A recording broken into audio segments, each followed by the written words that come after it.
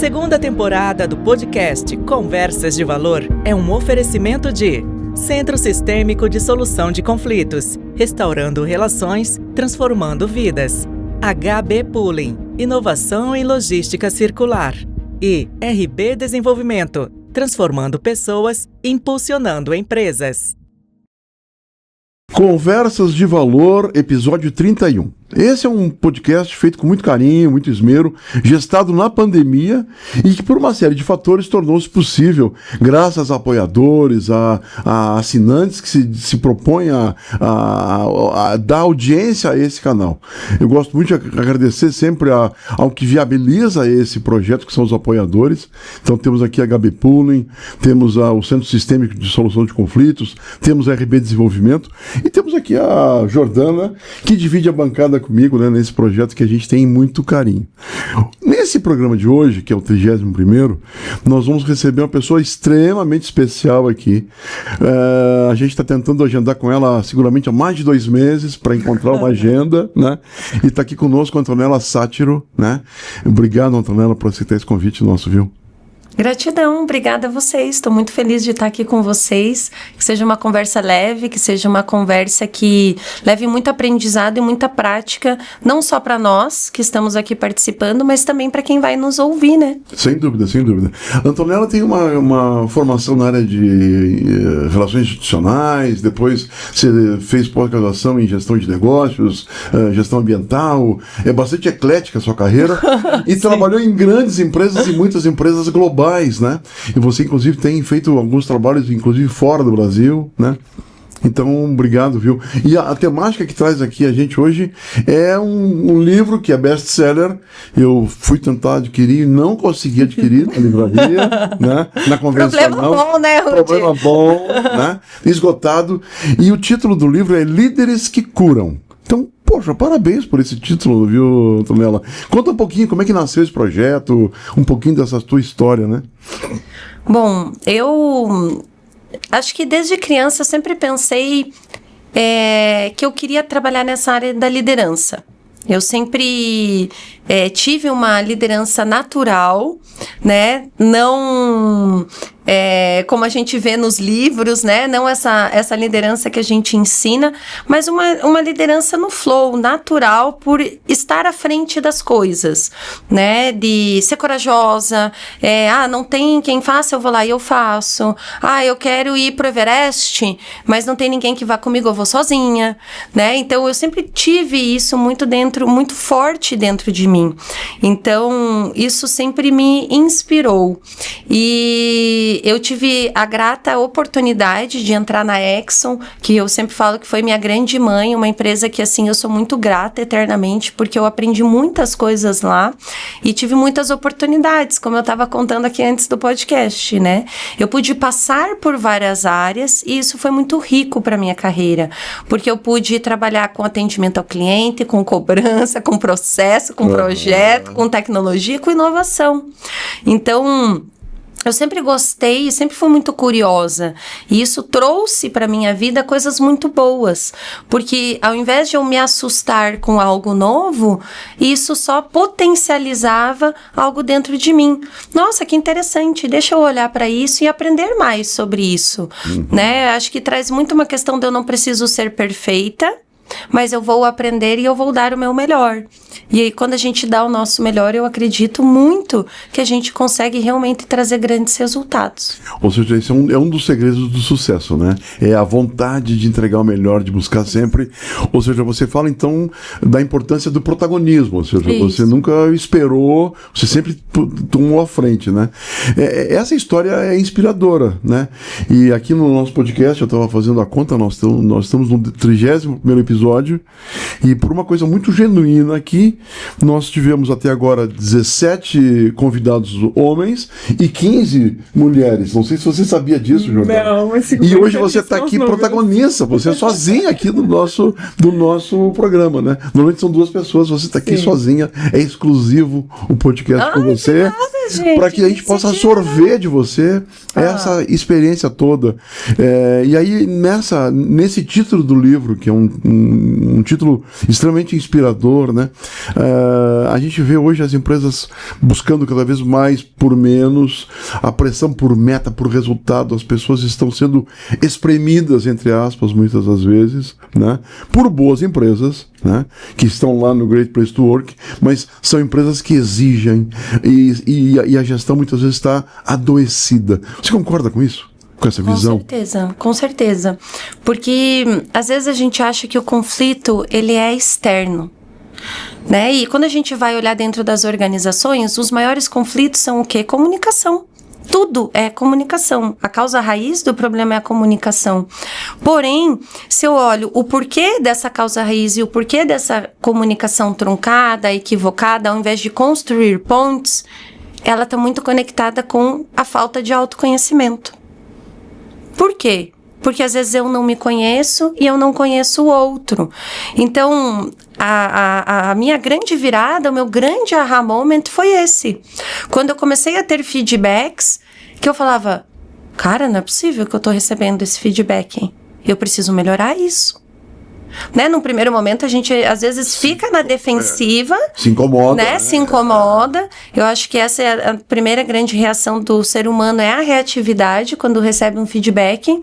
Mas o que eu olhei? O feedback ele pode vir num papel de pão, ele pode vir numa caixinha bonitinha, num luminoso ou numa caixinha da Tiffany.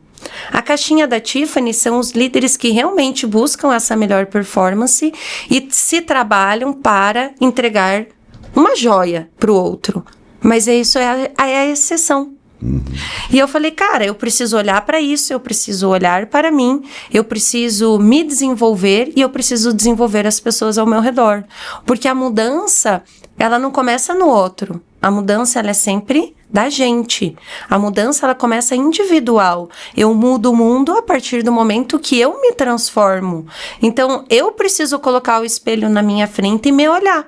E não ter medo de me olhar. E não querer colocar para debaixo do tapete aquilo que eu não gosto quando eu vejo refletido no espelho.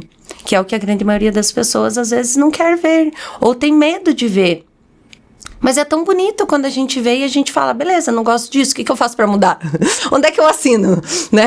O que eu preciso fazer agora com isso? Porque a gente se torna uma pessoa melhor, a gente se torna um exemplo para nossa família, a gente se torna um exemplo, né, para os nossos amigos, para as pessoas que estão ao nosso redor. E eu acho que a gente vem trabalhando isso muito dentro das corporações, de que vulnerabilidade não é fraqueza. Na verdade, vulnerabilidade é fortaleza. É óbvio que eu não posso ser vulnerável o tempo todo, dizer eu não sei o tempo todo, porque aí sim, né, as pessoas não vão ter confiança naquilo que eu faço. Mas de vez em quando falar, cara, eu não tenho essa resposta, deixa eu pensar sobre isso. Não tira pedaço nenhum, né? Tá tudo bem, faz parte. Eu acredito que seja bem a questão do equilíbrio, né? Isso. Não é sobre ser vulnerável sempre e não Isso. é sobre ser assertivo ou expansivo sempre, né? Isso. Eu acho que os extremos, eles estão em lugares não equilibrados. O equilíbrio está exatamente nessa ponderação dessas extremidades, né? Isso. E é muito legal ouvir você falando isso, compartilho muito dessa sua visão. E sou uma amante, assim, assídua da comunicação não violenta, da abordagem propriamente dito, e muitas coisas que se derivou dela, né? Então, a comunicação, eu brinco que é um desenvolvimento que todo mundo tem. Né? Qualquer propósito de qualquer pessoa, a comunicação ela vai estar envolvida nesse caminho, nessa jornada de se tornar um ser humano melhor, né? Exato, exato. Então, qual que foi o meu primeiro grande conflito com um líder? Foi quando eu entendi eu como pessoa influente, eu sempre vou pensar no vamos transformar o mundo, né? Precisamos dar treinamento, capacitação para as pessoas. Aí eu falo com um líder que é super conforme, baseado em dados e fatos, E, claro, a questão humana a gente consegue traduzir em dados e fatos? Consegue. Porém, você precisa aproximar essas duas comunicações e construir uma ponte para que você consiga chegar no meio do caminho. E aí, eu chego para esse líder, é uma das histórias que eu conto no livro, e eu começo a perceber que quando eu trago essas ideias, eu sou rechaçada na hora. Por quê? Ah, lá vem a louca, né, que quer transformar o mundo, Sim. né, e fazer a diferença. Porém, o que isso significa em horas de trabalho da equipe, o quanto que isso se reverte em dinheiro, quantas horas eu vou tirar minhas pessoas da operação. Então, muitas vezes a gente acha que a gente aprende com os melhores exemplos. Sim, podemos aprender com os melhores exemplos, mas às vezes são os exemplos que mais conflitam com as nossas crenças interiores que nos ensinam mais. Por quê? Eu poderia, de volta, ter ido para a reatividade, né? Tipo, nossa, ele pensa completamente diferente de mim, então eu não me reconheço nisso, eu fico no meu canto e ele fica no canto dele. Mas o que eu pensei? Eu preciso me aproximar. Como é que eu faço para me aproximar? Como eu me transformo? Ou o que eu faço para ir até a metade do caminho para ele me encontrar na outra metade? Então, foi essa análise que eu fiz. E foi aí que eu comecei a fazer um OneNote, um inventário de tudo que ele falava, como que ele falava, as frases que ele usava, o que era importante para ele. E eu comecei a construir a minha comunicação de uma forma que chegasse mais próximo da comunicação dele. Foi aí que a gente conseguiu construir um relacionamento baseado na confiança. E isso a partir de uma observação, a partir de um diálogo. E Mas você se propôs a mudar também. Isso. Ou seja, a forma de comunicar para conseguir sintonizar no mesmo canal, né? Isso. Isso que é importante, né? E isso me fez ser uma pessoa muito melhor. E eu nem sabia naquela época que eu estava sendo preparada, porque hoje, muitas vezes, o cliente que eu atendo numa empresa é essa pessoa que vai me contratar. Que ela quer ter uma cura, mas ela precisa basear isso em dados e fatos. Então, aquele líder no passado que eu sofri no começo, mas que eu optei por me adaptar e aprender algo novo, é o que me faz ser quem eu sou hoje, é o que me faz ter excelentes resultados por causa disso. Então, eu sou muito grata a essa experiência. Sem dúvida. E eu acho que a gente tem que ser muito humilde nesse sentido e olhar para essas experiências que nos desafiam, principalmente no corporativo, né, no empreendedorismo, e pensar, beleza, o que eu tenho para aprender com isso? Né? Porque a gente sempre pode ver as situações e as pessoas como professores. Porque ora somos professores, ora somos aprendizes. Mas como que eu traduzo isso na prática, no meu dia a dia, e levando isso para quem está ao meu redor também? Aí eu me torno uma liderança real, uma liderança genuína, não uma liderança perfeita, né? Acho que é importante essa percepção que você traz, né, que é olhar sempre com positividade, ou seja, não é que seja uma situação positiva, mas sempre se tira aprendizado, né? Eu comento isso em sala de aula com os meus alunos, né? Eu tive alguns gestores, alguns modelos que eu, sinceramente, abomino, né? Mas me ensinaram como não ser. Isso. Eu tive gestores, eu tive professores da mesma forma, ou seja, então a gente sempre aprende alguma coisa, desde que a gente queira assim fazer, né? Perfeito. Esse é o moral, né? Eu acompanho o seu LinkedIn lá e vejo suas provocações muito interessantes lá, né? Acho que você colocou a última sua, foi da Mary Berry, que é a CEO da General Motors, né? Falando do gestor bonzinho e aquele que não é tão bonzinho assim, né? E o efeito nas equipes. Comenta um pouquinho sobre isso, por gentileza, Antonella. Bom, existem diversos estilos de liderança, né? Eu acredito que não tem nem o jeito certo e nem o jeito errado. Existem jeitos diferentes para situações diferentes. Muitas vezes, como mulher, você vai ter que agir de uma forma, como homem, você vai ter que agir de outra, mas mais importante do que o estilo é a gente saber fazer bem a leitura do cenário. Né? E aí, até trazendo um exemplo ao contrário disso, que eu acho muito interessante, foi o Satya Nadella, que foi o CEO da Microsoft. Uhum. A Microsoft esteve, né, na lista das top empresas mundiais por muitos anos. Quando o Satya Nadella entrou dentro da corporação, o que ele percebeu? Ele percebeu que eles estavam com uma cultura do know it all.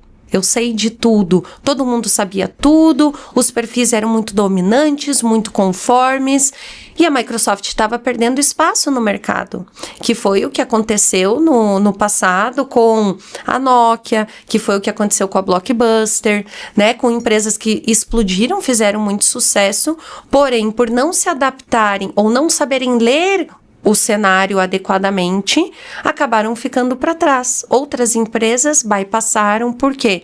Porque leram esse cenário antes. Se adaptaram, né? Se adaptaram ao mercado. Então, o que Satya Nadella fez? Ele fez uma pesquisa interna, conversou com os colaboradores, com os líderes, e ele viu que os líderes estavam muito nessa cultura do sabemos tudo. E o que ele fez? Ele fez uma transformação cultural muito grande do quê? Da cultura do aprendemos tudo.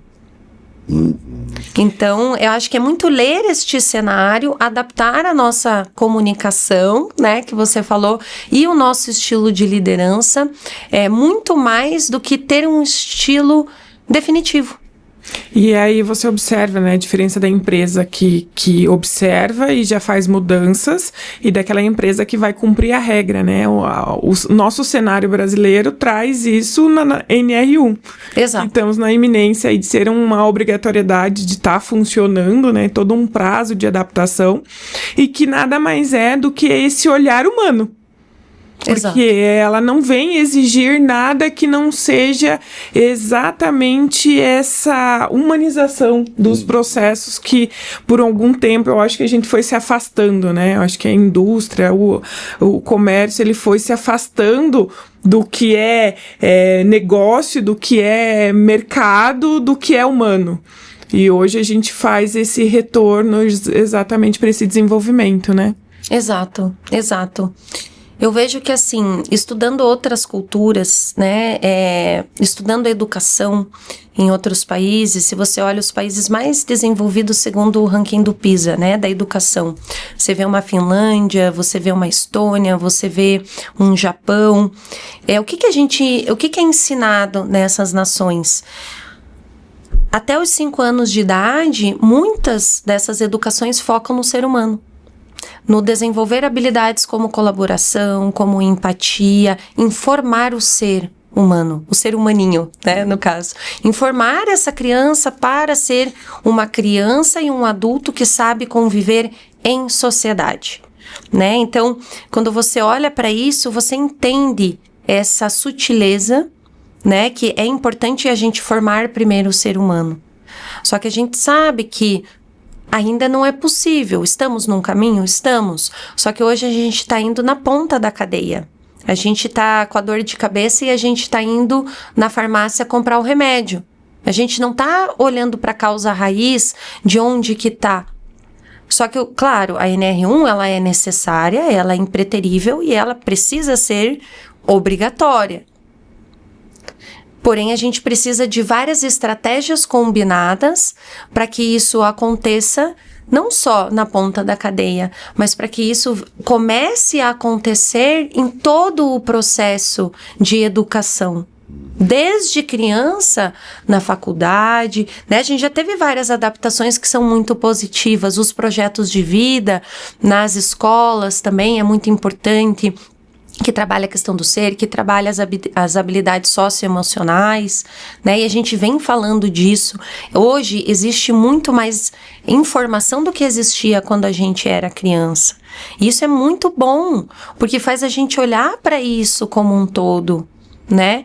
Mas o que eu vejo que a gente precisa trabalhar ainda muito é o porquê, né? Não é porque é obrigatório ou porque precisa, mas a gente tem que olhar do por que realmente a gente precisa se tornar um ser humano melhor? Qual o sentido disso? Qual é o sentido disso? Né? Qual é o sentido da vida, como diria Cortella, né? Sim. Então, é muito isso. E trazer esse tipo de conversa para dentro das empresas.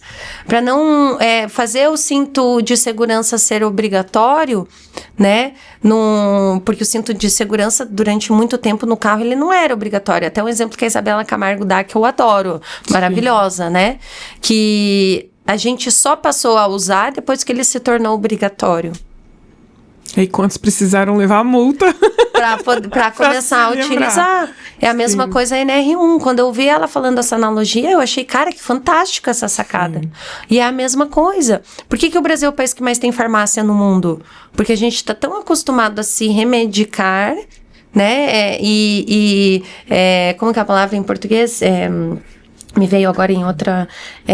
em se anestesiar, que a gente às vezes não olha a causa raiz. Então, às vezes dá alguns passos para trás e se questionar, mas por quê? E qual é o sentido disso? Exatamente, que sensacional, né, Rudi? Eu vejo... E o quanto a educação, você que está nas faculdades e as empresas precisam desse olhar, né, e dessa visão. Isso, e assim, eu tenho conversado com professores de vários níveis, né, de básicos até de pós-graduação, mestrado, doutorado, enfim, né, e no que você trabalha já é uma ponta da cadeia que é o passivo, ou seja, como é que a gente resolve isso, Antonella, na sua visão? Porque as empresas, as lideranças estão adoecidas. Nós temos uma quantidade de gerações como nunca teve no mercado. São 5 para 6 gerações ao mesmo tempo no mercado. Nunca teve esse fenômeno, né? E as pessoas elas anseiam têm outras aspirações que nós não tínhamos, enquanto a minha geração, que é diferente da sua geração, né? Como é que o líder que está lá na frente do maestro de uma orquestra, ele precisa ter de instrumentação para conseguir suprir esse gap? Bom, vamos lá. Problemas complexos são complexos, né? Eu acho que não tem uma resposta... Responder em segundos. Não tem uma resposta simples para isso, porque cada pessoa está na sua própria jornada. E aí a gente está falando de jornada de evolução também de cada pessoa. Né? Tem pessoas que vão querer evoluir mais e vão colocar mais esforço nisso, e outras que às vezes também nem tanto. Né? Então, a empresa, ela vai até um lugar. Ela pode oferecer as oportunidades para que os líderes e as pessoas se desenvolvam. E ela vai cada vez mais perto, né? Cada vez mais curto esse caminho, né? Sim, as empresas... Cada um tem que trazer o seu ciclo de utilidades, né? Exato. Concorda com isso? Sim, só que as pessoas também têm que querer se desenvolver. Exatamente. E, de novo, não colocar para debaixo de tapete o que vem e não gosta no espelho. Também, né? E se entregar para a transformação e para o processo. Isso. Né? Esse é um segredo e até fundamental. Então, assim, a empresa ela pode oferecer as melhores plataformas, os melhores treinamentos e transformações. Mas se as pessoas não vão até a metade do caminho, não existe transformação.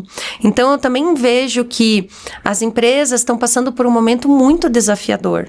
A gente está passando por uma crise silenciosa, porque faltam líderes capacitados no mercado e tem empresas que trazem a capacitação, mas às vezes o líder também não se entrega.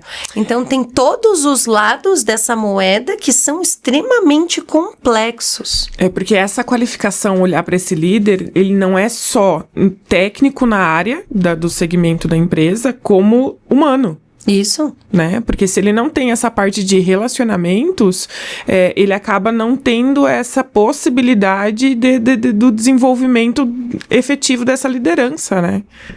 E a maioria dos líderes é promovida porque é boa tecnicamente. Mas será que essa pessoa quer ser líder? Será que ela tem as habilidades, ou pelo menos o potencial para desenvolver essas habilidades? E quer, né? E eu quer acho que acima estar de tudo lá. É isso que você trouxe, né? Isso. É esse querer. E tem essa vontade. Sim. Porque eu sempre tive a vontade. Eu sempre quis. Então, acho que aí também já é meio caminho andado, porque fica mais leve, mais fácil.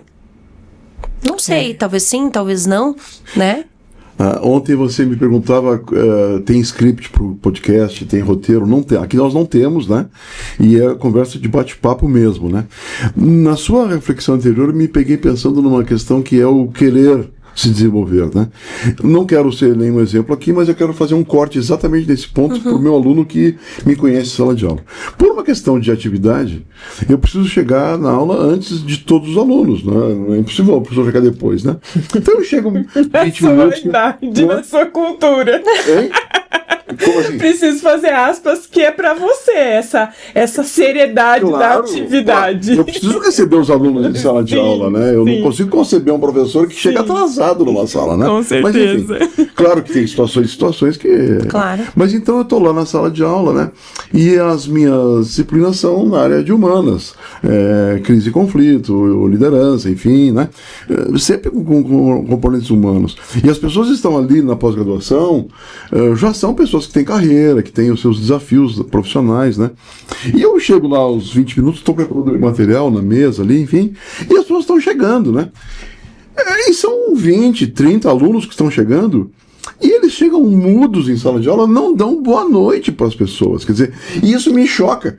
E eu, a partir do primeiro encontro, e não quero ser modelo nenhum, mas os alunos que passaram por mim sabem, eu sei todos os nomes de todos os alunos, porque antes deles entrar na sala de aula, no primeiro dia, eu já fui no LinkedIn de todos eles, já vi a carinha deles. Quer dizer, eu chamo, isso assusta as pessoas. Então eu vejo que é preciso sair do discurso para a prática efetiva. Concorda com isso? Com certeza. Isso me incomoda de um jeito assim, incomoda no bom sentido, né? Claro, claro. Me chama a atenção porque a gente está fazendo uma disciplina de gestão de pessoas, mas a gente não está preocupado com as pessoas. É meio que um teatro corporativo, né? Que me chama muito a atenção em relação a isso. E acho que a empresa muitas vezes cansa de apostar, investir, enxugar gelo, e os programas acabam não indo tanto adiante. É uma visão bem crítica desse processo. Concorda com isso, mais ou menos? Não, super concordo, e foi pensando exatamente nisso e estudando esses modelos que eu comecei a me questionar como que a gente faz transformações mais efetivas com as pessoas. Transformações. Né? E dentro das empresas. E foi a partir disso que surgiu a ideia do reality. Né, que eu tô produzindo um reality para a Band de líderes, que a gente levou 10 líderes para o caminho de Santiago de Compostela, no interior do Paraná. Por quê? Eu pensei, cara, é muito fácil você sentar numa sala com ar-condicionado, falar de pressão e como dar feedbacks difíceis, né? Sendo que ali você, nem tá numa situação difícil, e às vezes você não consegue se abrir. Por quê? Porque se eu mostrar uma fragilidade do lado do meu coleguinha, que é o meu par, como que as pessoas vão me julgar? Então, até isso, eu fico pensando, quando a gente vai para uma sala de aula, das pessoas quererem ter uma liderança performática, ao invés de uma liderança real e genuína. Exatamente. Né? E dentro da sala de aula, quando você está com pessoas num ambiente corporativo, as pessoas não vão se soltar 100%. E aí eu comecei a quebrar minha cabeça com isso, né? E, cara, o que eu posso fazer diferente? Como é que pode fazer? Porque na mentoria, que é um processo que as pessoas estão sozinhas, eu e a pessoa se abre, né? É diferente, é confidencial, tá só eu e ela. Mas aí eu fiquei pensando, e eu sempre gostei muito de experiências, né? Então fui fazer o Caminho de Santiago na Espanha, foi o tema do meu primeiro livro. Já fui fazer dieta de pajé na Amazônia, já fui para Everest. Enfim, já fiz várias coisas práticas, vivi experiências e saí muito transformada delas. E aí eu conheci minha sócia, que trabalha na Band, jornalista de negócios, e começamos a conversar sobre isso. E ela falou, Tom, vamos fazer um reality, levando 10 líderes C-levels para fazer uma peregrinação, caminhar 105 quilômetros, e ali a gente vai colocar essas pessoas com dinâmicas, com provas, porque na pressão e nesse lugar de desafio, de superação, muito desconforto, muita dor, as coisas aparecem. E aí fica difícil colocar a máscara, porque todo mundo tem uma máscara corporativa. A máscara adoece? Com certeza. A máscara adoece, né? Sim. Eu tenho visto isso na prática. Pessoas que representam um papel, não conseguem manter esse papel. Isso. E elas vivem um teatro que é um castelo de cartas, né? Elas somatizam e elas adoecem muito, né? Isso. E essa é uma conversa que eu tive faz acho que umas 2, 3 semanas sobre essa questão da máscara. O que é a máscara? A máscara é o ego. né? Eu preciso performar, eu preciso ser bem vista, eu preciso que as pessoas me vejam como uma pessoa forte, empoderada, de sucesso e que sabe tudo, né? E quando a gente começa a trabalhar com negócios, e acho que quanto mais você vai subindo, tanto na cadeia corporativa como também em níveis de negócios que você faz, você negocia, você vende, né? Então você, de certa forma, precisa trabalhar este ego. Porém, eu comecei a me questionar, até que ponto? Né? Porque eu sou muito amorosa, eu gosto muito de, abraçar, eu sou carinhosa, eu gosto de ensinar no amor, mas dependendo para a pessoa, eu não posso ser 100% eu, porque eu vou ser mal interpretada. Então, volta aquilo que a gente falou da leitura de contexto. Em quais contextos eu preciso ser de um jeito, quais contextos eu preciso ser do outro, porém, sem perder a minha essência. Hay que endurecer-se, pero sin perder la ternura. Sim. Né? Então, aí eu acho que entra muito essa questão da gente olhar em quais momentos eu estou perdendo a minha essência e a minha ternura, em quais momentos eu estou performando um papel. E essa linha, ela é muito tênue de ser cruzada. E a gente só sabe quando a gente cruza essa linha. No passado eu cruzei essa linha. E eu me adaptei, e eu conto isso no livro. No corporativo eu me adaptei para ser aceita. E foi aí que eu percebi que eu não posso mais fazer isso. E eu preciso ser fiel à minha essência. Você negligenciou, ou seja... Mas isso é um caminho de autoconhecimento para conseguir fazer essa leitura, né? E você só aprende, por isso que eu te falo, você só aprende depois que você cruza essa linha. É muito difícil uma pessoa que tem o autoconhecimento e percebe isso antes de cruzar a linha. Sim. Você precisa perder o equilíbrio para saber o que é equilíbrio. Sim. Caminhar é perder o equilíbrio. Isso. Né? Caminhar é perder. Você só sabe o que é claro ou escuro se você já viu essas duas coisas. Então, o que é equilíbrio para cada um? E o que é equilíbrio em diferentes fases da vida? Também tem isso. Porque à medida que a gente vai vivendo, experienciando coisas novas, desenvolvendo a nossa maturidade, o equilíbrio também vai se transformando. Então, quem conheceu a Antonella do passado, viu uma outra versão de mim que hoje não é mais aquela versão. É uma versão, graças a Deus, muito melhorada. Que bom, todos nós... Imagino, né, que todos nós aqui, a gente evolui, sim, né? Sim. Eu falo muito isso, inclusive, nas minhas aulas, né? Minha primeira experiência como gestora foi muito mal sucedida, porque eu não sabia nada de gente. Eu era um bom técnico, né? E tinha competências técnicas, né?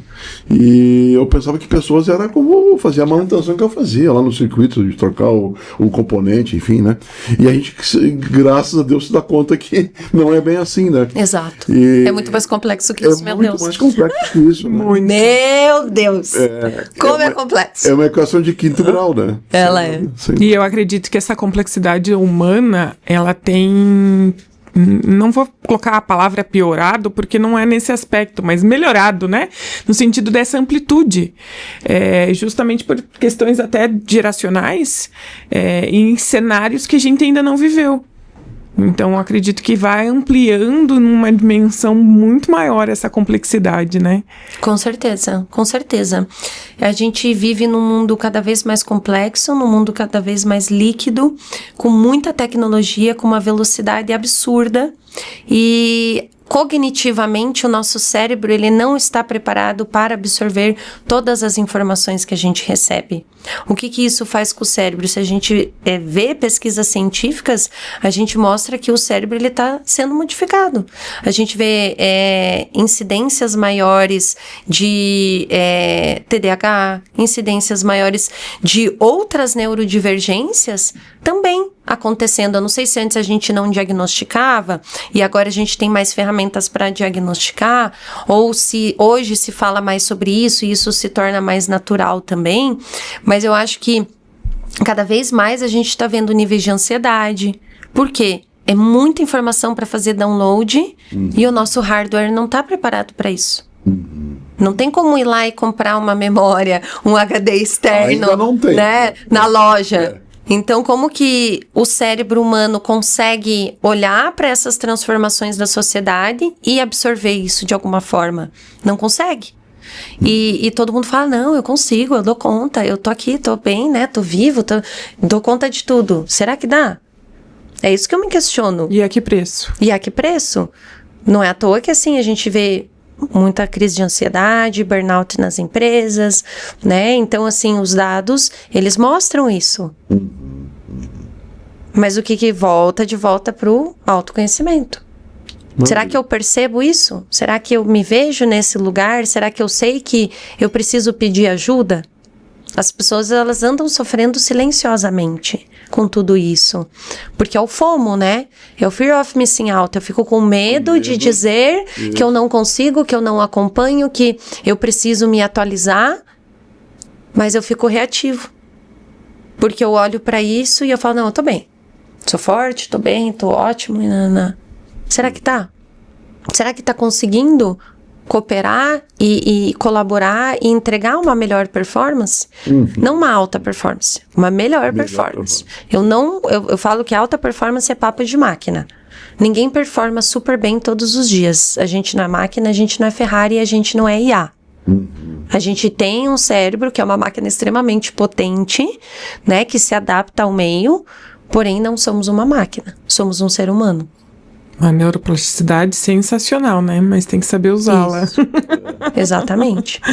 Né? É isso. Antonella, tonton, né? Tonton, né? Eu falei a você que o tempo ia voar, né? Voou. O quê? O tempo voou. O tempo voou. Para. Né? Sério, não, o tempo voou. Não, para. Faz 10 minutos que a gente tá aqui. Para, não. Tão gostoso, Não, né? vou embora. Mentira. Eu queria te pedir para você falar o tópico frasal do seu livro. Qual é a mensagem central do seu livro quando fala líderes que curam? O que tá aí? A história, enfim. Tô curioso para ler seu livro. Eu tenho uma frase que eu gosto muito que acho que resume assim o livro, que é o líder, ele cura os outros enquanto se cura. Né? Frase sua. Minha. Então, assim, a gente, como líder, cura outras pessoas ou adoece outras pessoas, né? Dependendo do posicionamento que a gente adota, da forma de viver, do que a gente quer aprender e ensinar. Porém, o líder também está se desenvolvendo e também está se curando, né? Porque é o que a gente estava falando. E o que quer dizer a cura? Porque às vezes as pessoas falam, é uma coisa meio mística e não sei o quê. Não, é baseado em pesquisa científica, é baseado em dados, né? As ferramentas que eu uso são todas ferramentas que você vai ver sendo usadas mundialmente. E tem muita coisa que embasa, né, o que eu trago aqui. Mas a grande questão é como que nós, como líderes, conseguimos gerenciar as nossas pessoas, mas também olhar para nós. É como se o líder ele trabalhasse com várias abas abertas no seu computador, né? A aba de cada pessoa, a aba do negócio, a aba dos resultados, a aba da gestão e a sua própria aba. Então, como construir esse equilíbrio para que, enquanto eu tô olhando para mim, enquanto eu tô me desenvolvendo, eu também consigo desenvolver as minhas pessoas. A cura, na verdade, ela tá em olhar para os meus pontos cegos, olhar para os pontos que eu não consigo ver sozinha. Porque nenhum homem é uma ilha, ou nenhuma mulher é uma ilha. Às vezes a gente precisa sair da ilha para a gente se ver e ver como é que a gente está atuando. Vou dar um exemplo muito básico. Na peregrinação, que semana passada foram as gravações do reality, né? Eu e meu marido, a gente fez a peregrinação em janeiro para fazer o caminho técnico, né? Ver tudo certinho, bonitinho, como é que funcionava. E daí, agora, com os peregrinos, como mentora, eu fui junto com os líderes e eu fiz o caminho junto com eles. Lá em janeiro eu conheci a Lourdinha. A Lourdinha é uma influenciadora do caminho, é uma graça. Ela planta café, ela tem vários animaizinhos, ela tem um sítio lá no caminho, né? E é uma pessoa que recebe os peregrinos, é uma fofa. É uma das paradas. É uma das paradas, a gente para na casa dela, né? E ela... A primeira vez que eu fui lá, eu cheguei destroçada na casa dela. Eu tava cheia de bolha no pé. Eu tava, tipo assim, morta. Ela até fez escaldapé pra mim, trouxe ervas, né? Olha. Me curou, né? Lourdinha. Lourdinha tem 150 mil seguidores, tá, gente? Lourdinha é super famosa. E aí, ela me curou. E aí, a gente foi agora com os peregrinos. Eu tava cansada, quando eu cheguei lá, né? Tava inteira suada. Mas estava ok. Não estava com tanta dor no pé. Mas eu achei, né, por causa da pressão, porque assim, eu tava com vários chapéus, chapéu de líder, chapéu de mentora, chapéu de produtora, chapéu de várias coisas, acordando 4:30 da manhã, indo dormir meia-noite e ainda caminhando com os peregrinos. E resolvendo todos os BOs e as tretas que acontecem no meio do caminho. E aí, eu saí da casa dela, a gente tava andando, tava andando, e daí depois ela passou de moto. E ela falou um negócio pra mim que foi assim: Tonton, nossa, você tá muito melhor. Lembra quando você veio aqui em janeiro? Olha. Que você tava cheia de bolhas nos pés e eu fiz um escaldapé pra você? Naquela hora eu falei assim: Lourdinha, você foi muito... Pode falar palavrão? Pode. Você foi muito foda nesse teu comentário, porque, cara, tipo, eu não tinha me ligado disso, né? E ali, na simplicidade da sabedoria dela como líder, ela me deu um feedback incrível, que foi um presente. Foi uma caixinha da Tiffany. Então, a caixinha da Tiffany, não necessariamente ela precisa de um método e uma metodologia. Numa simplicidade, numa sabedoria de ser humano, de uma alma humana que toca outra alma humana, autêntica, real. Conexão. Ela me falou aquilo, assim: Lourdinha, você foi muito massa, obrigada por isso. Porque daí eu me olhei, eu falei: nossa, até que eu tô bem mesmo. Né? E aí, tipo, eu olhei e falei: cara, que massa. Tipo, é real. Porque, como ser humano, a gente tende a olhar pro copo vazio. Pro copo meio vazio, né? E não meio cheio. Então, naquele momento, ela encheu meu copo. E isso é o que um líder faz com a gente. Ela me curou, enquanto eu tava me curando. Então, assim, é isso. Sensacional. É isso. E eu acho que uma das coisas belas da vida é perceber essas pequenas coisas, né? Total, Essas pequenas total, coisas. simplicidade. Lourdinha, você é... Tá? Ó, Ela é. E ela fala... sou seu fã. E ela fala assim: mata a cobra e mostra a cobra. Ela fala. Ela é uma figura, cara. Uma figuraça. Uma figuraça. Legal. Muito massa. Por você agora fazer o encerramento com Nossa, eu tô aqui, eu tenho muitas mais perguntas. Não, um só vai ser muito pouco, porque... Vamos ter que fazer mais um, então. Vamos ter que fazer a mais edição uma 2 edição. aí. Eu quero agradecer muito pela sua fala, incompleto, assim. Fiquei... fazer o caminho de Santiago tá em uma das minhas metas aí. Olha aí, então, ó. Pronto. Com ó. certeza. aí. Eu vou lá conhecer a Lourdinha, com certeza, sem dúvida nenhuma. É uma das coisas que faz algum tempo que eu coloquei aí nos planos futuros. E quero muito te agradecer. Eu acho que o bate-papo aqui foi extremamente rico. Pena que os 10 minutos que nós gravamos aqui já se esgotou. Ah, sim. É sempre assim, mas é uma delícia, né? Uma delícia. Sim, e agradecer muito a sua vinda aqui e esse bate-papo. Realmente foi sensacional. Ah, imagina, eu que agradeço. Foi muito Uma mensagem obrigada final pelo sua. convite. Para quem tá te ouvindo, o que você... Minha mensagem é: cuide de você. Né? Não tem nenhum ativo mais precioso que a nossa saúde mental, espiritual, física. Né? Acho que esse é o maior presente que a gente pode dar para as pessoas, colocar máscara de oxigênio na gente. E eu não falo isso de um lugar de egocentrismo e nem de egoísmo, mas um líder precisa estar bem para poder cuidar das outras pessoas. Precisa também ter seu tempo de recuperação, né? O seu tempo de introspecção, para a gente sempre poder ser melhor para as pessoas que estão ao nosso redor. Isso é autoconhecimento, né? O autoconhecimento, ele foi muito... virou uma parada meio de autoajuda, né? Que às vezes as pessoas acham do quem mexeu no meu queijo, né? E não é isso. O autoconhecimento é eu realmente saber quem eu sou, a minha identidade, as minhas fortalezas, os meus pontos cegos, para que eu não deixe na mão do outro o que ele acha sobre mim, mas para que eu saiba quem eu sou, independente do que o outro fala, né? Isso é fortalecer a nossa identidade, isso é autoconfiança, isso é posicionamento, porque se eu deixo o outro falar, ou quando o outro fala alguma coisa que me dói, eu não preciso levar aquilo para mim e para o meu coração, porque eu sei que eu não sou aquilo e talvez tenha sido só uma perspectiva. né? Então, eu acho que é essa minha mensagem, a gente sempre se fortalecer, a gente buscar ferramentas, buscar meios, da gente cada vez mais estar mais fortalecido.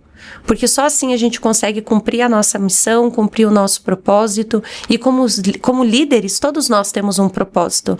As pessoas podem dizer que não tem nada disso, que não sei o quê, mas sempre tem. O propósito ele sempre tem e sempre tem algo maior por trás disso. Não é à toa que a gente vai para uma posição de liderança, né? O que a gente precisa aprender nesses lugares que a gente se coloca ou é colocado, né? Então, eu acho que é muito isso, se questionar. Por que estou aqui? O que eu faço? Por que eu faço o que eu faço? E o que eu quero trazer para as pessoas que estão ao meu redor. Que maravilha. Antonella, muito obrigado, viu? Olha, foi um prazer aguardar 90 dias para conversar com você. Esperamos que nós não tenhamos que esperar outros 90 para um segundo momento como esse. Não, agora fica mais fácil. O canal foi aberto. Foi sensacional, viu? Obrigado. Sucesso, viu? Amém. Tchim. É com água, mas um dia vai ser com vinho. Aê! O próximo eu quero vinho, hein? Um abraço, gente. Obrigado. Esse episódio do podcast Conversas de Valor foi um oferecimento de Centro Sistêmico de Solução de Conflitos, HB Pooling e RB Desenvolvimento.